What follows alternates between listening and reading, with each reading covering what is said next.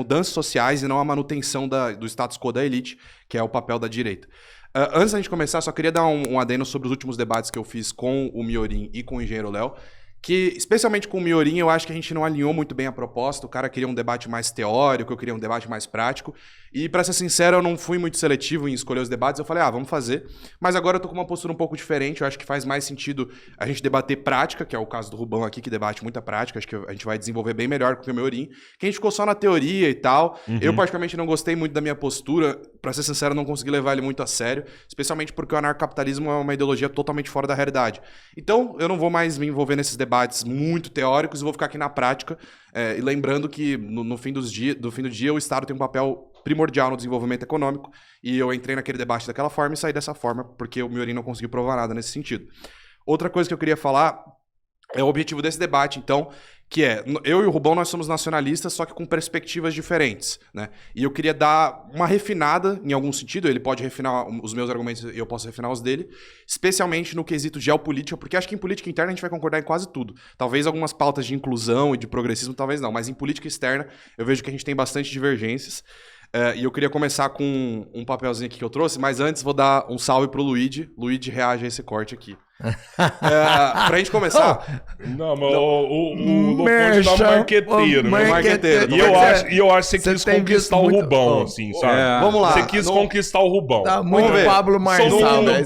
Tá vendo Pablo Marçal. Vamos ver. Em um episódio anterior, o Rubão pediu uma lista de cientistas nazistas que foram para a União Soviética. Tá na mão.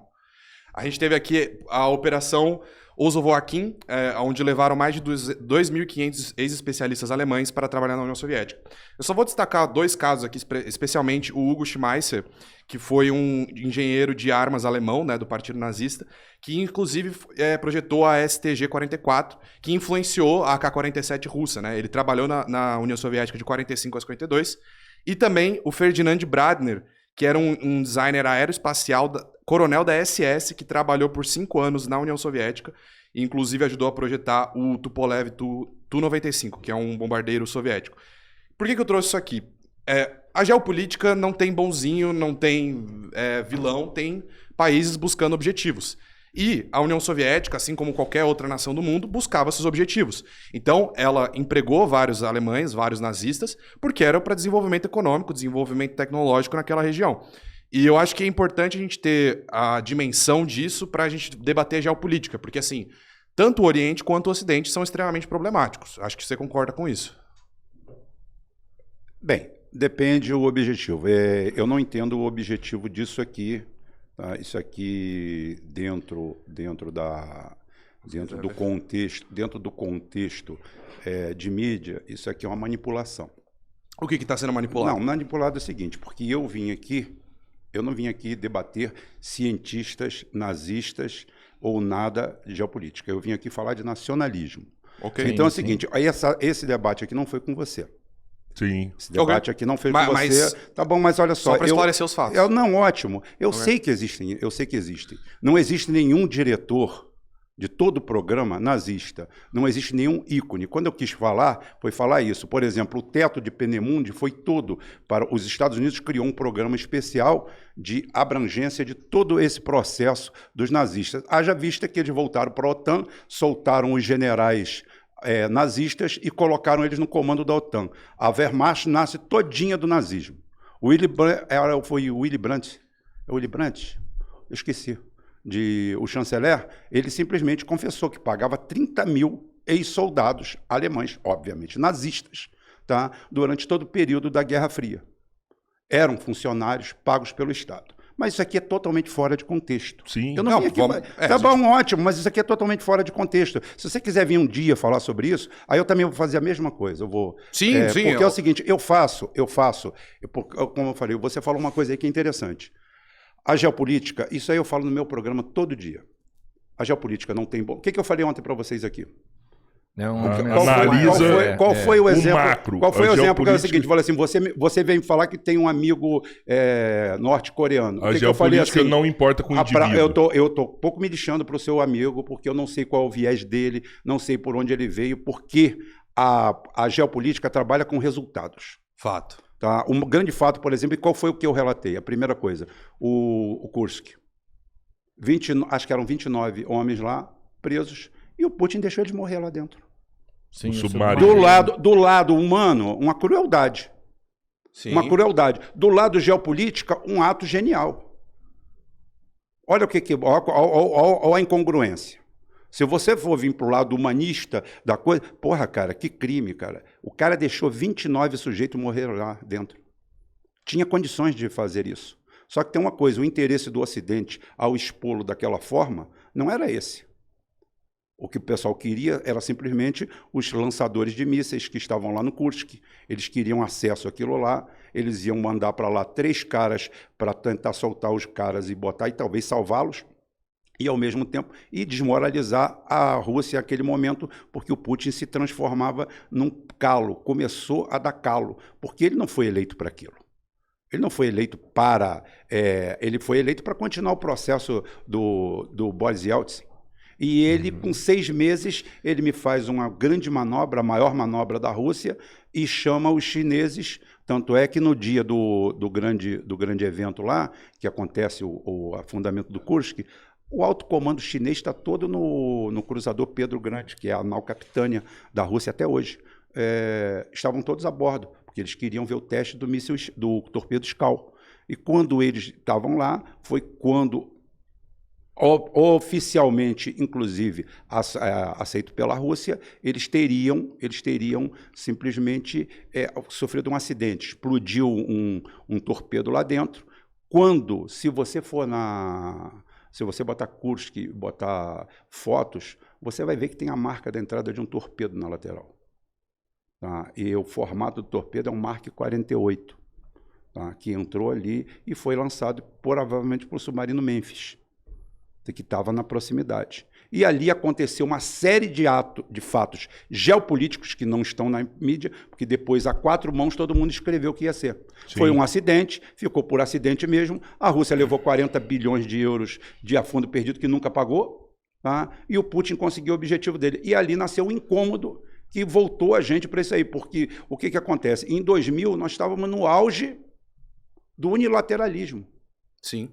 A OTAN e os Estados Unidos tomaram conta de tudo. Sim. Chega lá, esmaga a Bélgica, esmaga a Iugoslávia, fazem o que fazem no mundo, cagaram no mundo, pegaram no Iraque, a porra toda. Tá? Então é o seguinte, o que acontece? Ali há um rompimento, nasceu um problema. E o Putin conseguiu sobreviver a isso tudo. Agora, concordo, em grau, número e gênero. Sacanagem tem em todo lugar. Não tem bonzinho, não tem lugar para bonzinho. Não tem lugar para bonzinho, porque você, na geopolítica, você tem objetivos.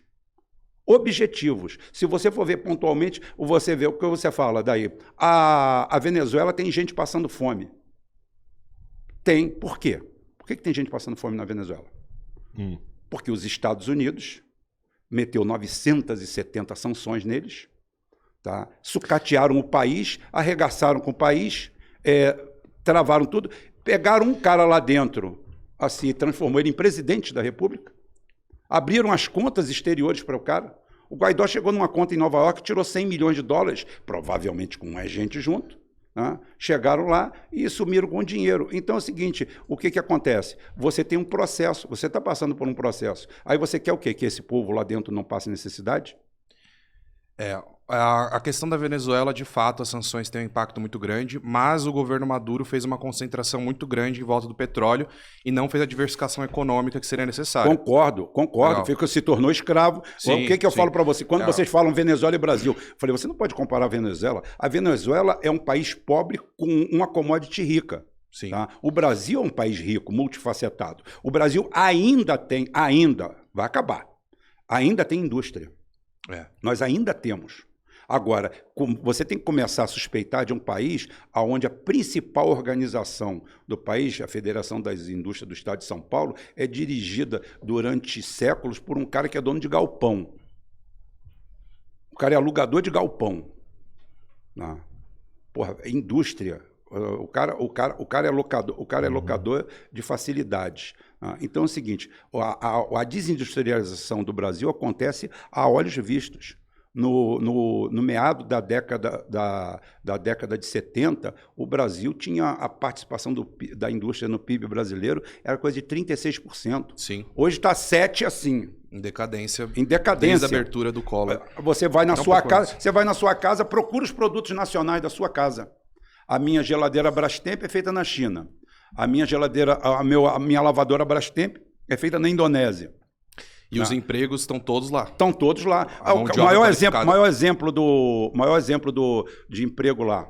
A Petrobras hoje tem contratos. A última vez que eu vi dava 120 bilhões, eu acho. 120 bilhões. Uhum. Tudo no Sudoeste Asiático. Sim. Ô, Rubão, mas ontem você falou que, por exemplo, igual o chinês. O chinês, ele entra em um lugar, a primeira coisa que ele procura é a regra do jogo. Isso. Me dá um manual aqui. Deixa eu entender qual que é a regra do jogo, porque eu vou entrar nesse jogo. E isso existe na geopolítica também. Existe uma regra do jogo que a Venezuela não quis ler ela.